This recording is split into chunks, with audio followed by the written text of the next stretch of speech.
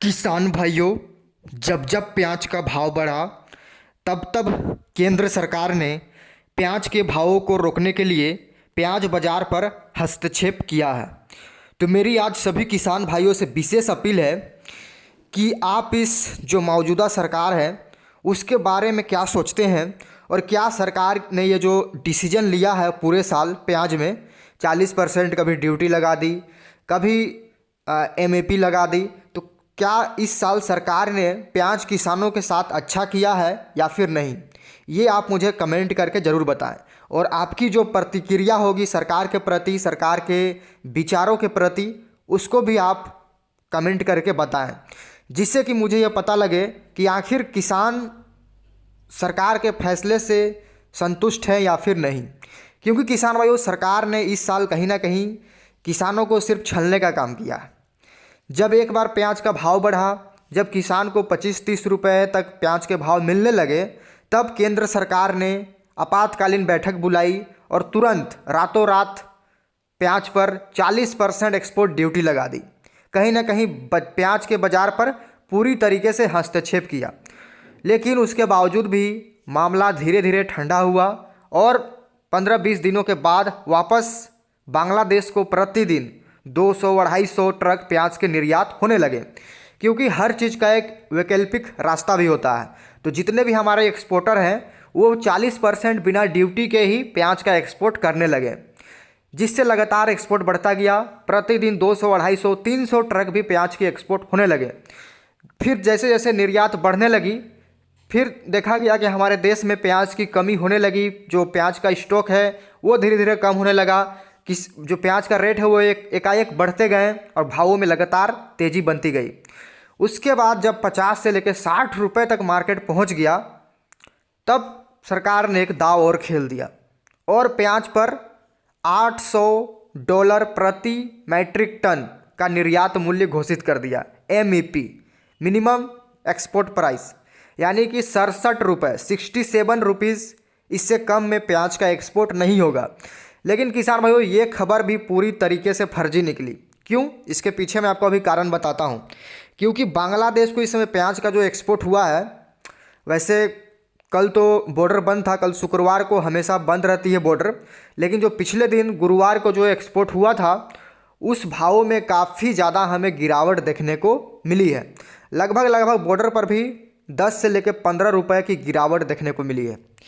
किसान भाइयों, नासिक का जो प्याज है वो मात्र 53 रुपये से लेकर 60 रुपये में एक्सपोर्ट किया गया है। तो यहाँ पर जो सरकार की जो फैसला थी कि 67 रुपये की कम दर से निर्यात नहीं होगा, तो ये खबर भी बिल्कुल झूठी निकली है। अब किसान भाइयों, मुझे तो ये समझ में नहीं आ रहा है कि केंद्र सरकार का ये जो फैसला लेती है वो धरातल पे काम करता भी है या फिर नहीं, या सिर्फ ये हवाई फैसले लेती है और किसानों को गुमराह करती है। क्योंकि मैंने बार बार कहा है, हमेशा अगर तेज़ी की हवा फैलती है तो वो भी बहुत तेज़ से फैलती है, और जब हवा मंदी की फैल जाए वो भी काफ़ी तेज़ी से फैलती है। और आखिर हुआ भी वहीं। जब मंडियों में तेज़ी आ रही थी तो प्याज के भाव एकाएक किसी दिन 1000 रुपये बढ़ गए, किसी दिन 5 रुपये, 10 रुपये, प्रतिदिन तेज़ी आ रही थी। लेकिन जैसे ही मंदी चालू हुई, धड़ाम से मार्केट फिर वापस वहीं आ गया। लेकिन आज भी जो मंडियों में भाव चल रहे हैं, इन रेटों में हमारे किसान भाइयों को बिक्री करनी चाहिए। काफ़ी लोग बोल रहे हैं अभी प्याज रोक लो, तो किसान भाइयों, मैं ऐसा कभी नहीं कहूँगा कि प्याज रोक लो। क्योंकि अब जो हमारा स्टॉक वाला प्याज है, गर्मी वाला प्याज, उसका समय भी काफ़ी नज़दीक आ चुका है। किन्हीं किन्हीं किसान भाइयों का प्याज उगने भी लगा है, क्योंकि ठंडा मौसम हो चुका है। ठंड के मौसम में प्याज जल्दी उगना चालू हो जाता है। इसलिए अपने प्याज की बिक्री को धीरे धीरे करके इन्हीं रेटों पर करते रहें, क्योंकि आगे उम्मीद तो लग रहे हैं बढ़ने के, लेकिन ज़्यादा बढ़ने की उम्मीद नहीं है। क्योंकि जब भाव बढ़ने की बारी आएगी तब नया प्याज भी कहीं ना कहीं प्रेशर डालेगा। इस समय किसान भाइयों, अलवर हो गया, खैरथल हो गया, या फिर गुजरात का गोंदल इलाका हो गया, कर्नाटक, कोल्हापुर, तमाम ऐसे नए प्याज के बेल्ट हैं जिनसे धीरे धीरे आवकें बढ़ेगी। दीपावली के बाद कहीं ना कहीं अलवर और जो खैरथल का नया प्याज है उसकी आवक काफ़ी हद तक बढ़ जाएगी। साथ ही साथ एमपी में भी जो नए लाल नासिक प्याज है उसकी भी आवक बढ़ेगी। अभी तो छुटपुट मंडियों में आ रही है, चाहे इंदौर मंडी हो, शाजापुर मंडी हो, छुटपुट नए प्याज की आवक होने लगी है। लेकिन दीपावली के बाद थोड़ी सी आवक बढ़ना शुरू हो जाएगी, लेकिन ज़्यादा भी आवक नहीं बढ़ेगी, इसलिए घबराएं नहीं। बाकी आगे त्योहारी सीजन है तो कहीं ना कहीं थोड़े से प्याज में हमको तेज़ी देखने को मिल सकती है। किसान भाइयों, कल शाजापुर की मंडी में एकाएक आवक काफ़ी कम हुई कि मात्र 4 से 5 हज़ार कट्टों की आवक रही कल मंडी में, और भावों में कल 100 से लेकर 200 रुपये हमें टाइट देखने को मिले हैं। तो मैंने आपको शुरू में ही कहा था, किसी भी फसल में आवक और डिमांड और सप्लाई, ये 3 चीज़ें ही महत्वपूर्ण रखती है। अगर मार्केट में डिमांड है किसी चीज़ की और उसकी सप्लाई कम है तो उसके भाव बढ़ने में टाइम नहीं लगता है।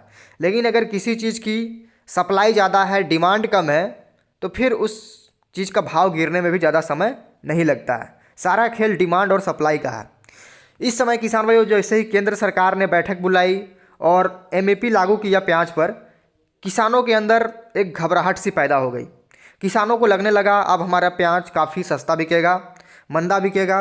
इस कारण से एक साथ किसानों ने सभी मंडियां भर दी, चाहे इंदौर की मंडी हो, शाजापुर हो, रतलाम हो, और वहीं आवक जो भरी उससे आज भी मंडियां में बैलेंस का भरमार पड़ा हुआ है। चाहे आप आज़ादपुर मंडी ले लीजिए, कोई सा भी मंडी ले लीजिए, सभी मंडियों में बैलेंस की इस समय भरमार पड़ी हुई है। और जब तक बैलेंस क्लियर नहीं होगा तब तक भावों में तेज़ी आनी मुश्किल है। इसीलिए मैंने किसानों को बस कहा है कि केंद्र सरकार जब भी कुछ फैसला लेती है, बड़ा फैसला, तो उससे हमारे किसानों को तो नुकसान होता ही है, साथ ही साथ उस फैसले का कोई पालन नहीं किया जाता है। बस हवाई एक बात हो जाती है और किसान भाई भी गुमराह हो जाते हैं। इसीलिए मैं बार बार कहता हूँ कि आप अपनी समझदारी से काम लें, क्योंकि आज जितने भी प्रिंट मीडिया है, सोशल मीडिया है, मीडिया चैनल्स है, गोदी मीडिया, इन पे भरोसा करना अब काफ़ी मुश्किल हो चुका है।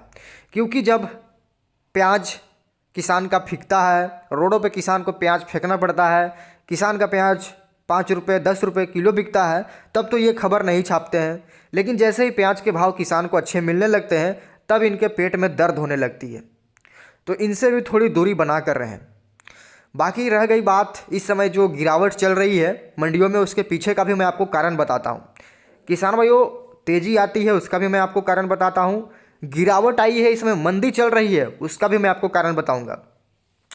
अब किसान भाइयों, सबसे पहले तो मंडियों में आवक भरी गई जिससे कि बैलेंस क्लियर नहीं हो पाया। अभी भी एपीएमसी जितनी बड़ी बड़ी मंडियां हैं उनमें बैलेंस की कतार लगी हुई है, फड़ों पे भी काफ़ी माल कट्टे उतरे हुए हैं, इस कारण से भाव नहीं चढ़ रहे हैं। और किसान भाइयों, एक सबसे बड़ा जो कारण है वो है नेफेड और एनसीसीएफ अपना जो माल है वो खुदरा बाज़ारों में 25 रुपये किलो की दर से पूरे देश के विभिन्न जो बड़े बड़े मेन सिटी है, शहर हैं, उनमें अपने प्याज 25 रुपये किलो की दर से उपभोक्ताओं को दे रही है 2 किलो के पैक में, जिससे कि कहीं ना कहीं थोड़ी सी प्याज की जो लेवाली है, डिमांड है, ग्राहकी है, वो थोड़ी हमें बाज़ारों में कम देखने को मिल रही है।